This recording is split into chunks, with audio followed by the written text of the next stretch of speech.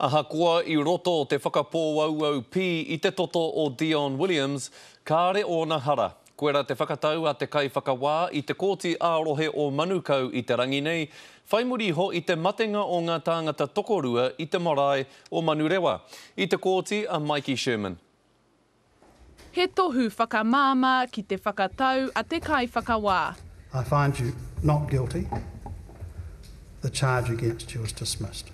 Ko tahi te whakapai I runga I a Dion Williams, mō te korenga ona ki te whai I ngā āhuatanga katoa e noho ora ai ētahi tāngata kē atu. Ko te wero matua a te tarimahi I roto te whakapōauau pī I te toto o Williams I te wā o te aitua. E ai kia kai whakawā Winters, he mea whakamātau a Williams e toru haura I muri mai I te aitua e tētahi tākuta no te tari prihimana. Ko te whakatau a taua tākuta rā, he hinengaro mārama to Williams. At this stage we'll go away and look for the written submissions from the judge and then analyse the result from there. So yeah, there's obviously quite a lot to take in at the moment.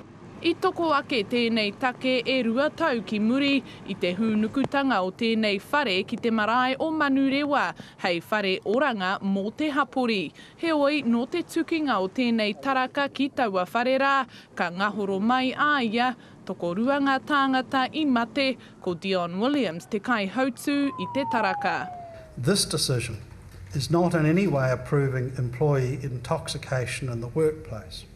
This was simply a case where the minute amount of methamphetamine detected in the defendant's blood could not lead to his conviction on this charge.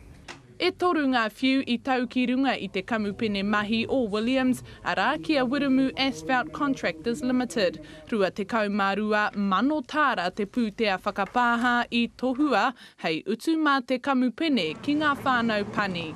Mikey Sherman, Te Karere.